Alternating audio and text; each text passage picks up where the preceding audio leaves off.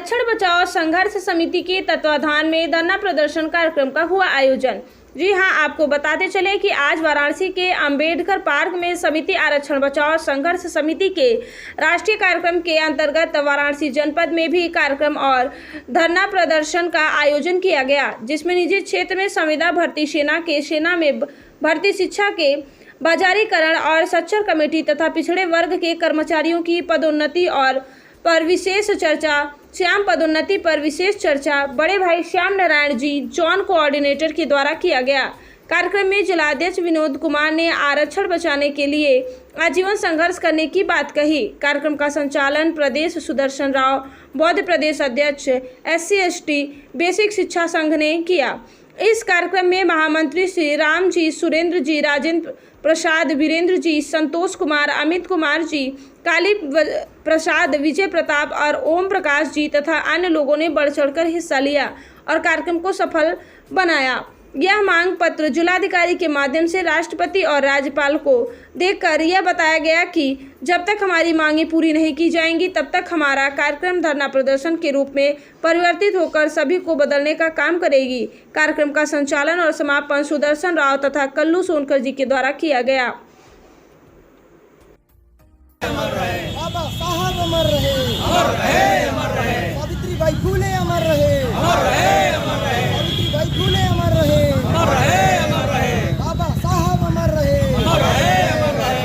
ABSS जिंदाबाद, जिंदाबाद, जिंदाबाद। ABSS जिंदाबाद, जिंदाबाद, जिंदाबाद। ABSS जिंदाबाद, जिंदाबाद, जिंदाबाद। ABSS में ठाना है, आरक्षण कानून बनाना है। ABSS में ठाना है, आरक्षण कानून बनाना है। भारतीय संविधान जिंदाबाद, जिंदाबाद। जिलाध्यक्ष ABSS वाराणसी विनोद कुमार। आज यहाँ आप लोग अंबेडकर पार्क में इकट्ठा हुए हैं, क्या आज ABSS की तरफ से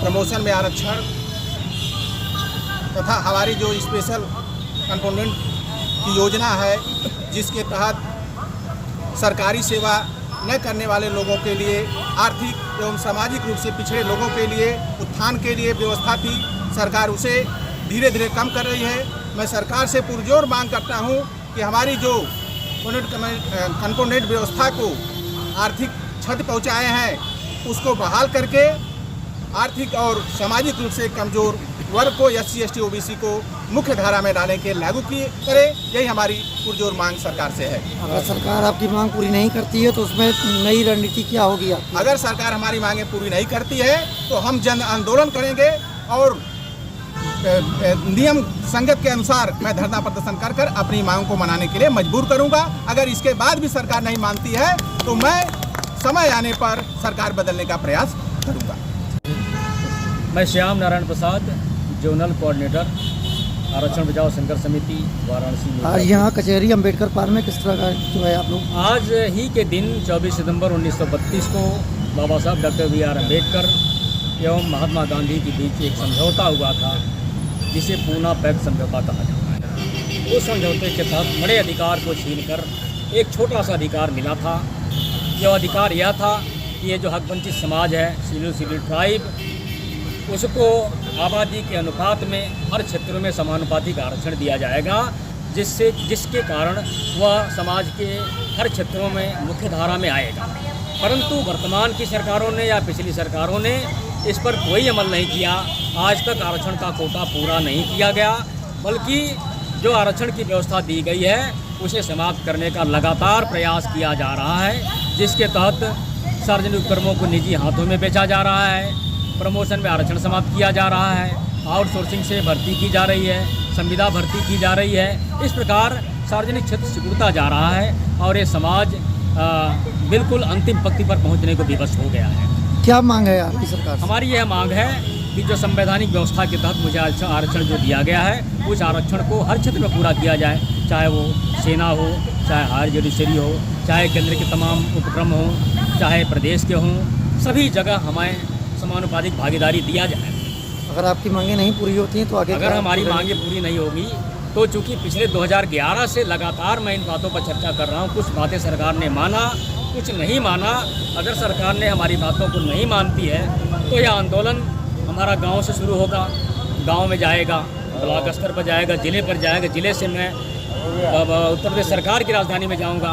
अगर उसके बाद भी बात नहीं मानते हैं तो हम सीधे केंद्र पर हमला बोलेंगे। इसके लिए मुझे कुछ भी करना पड़े, लगातार हम लोग इस प्रकार काम करते हैं। जी, मेरा नाम सुदर्शन, मैं अनुसूचित जाति बेसिक शिक्षक संघ का प्रदेश अध्यक्ष हूँ। आज यहाँ किस तरह का धरना प्रदर्शन आपने करा? आज यह धरना प्रदर्शन इसलिए किया जा रहा है कि जिस तरीके से आरक्षण सभी जगह पे समाप्त किया जा रहा है, उस तरीके से मंदिरों का भी आरक्षण समाप्त किया जाए, और जो आरक्षण यदि मंदिर में दे करके किसी एक को आरक्षण के तहत उसको मजबूत किया जा रहा है, उसी तरह से जो कमज़ोर वर्ग है उसको भी आरक्षण दे करके और उसको मजबूत करने का काम सरकार करेगी। सर, प्रमुख मांगे क्या हैं आपकी?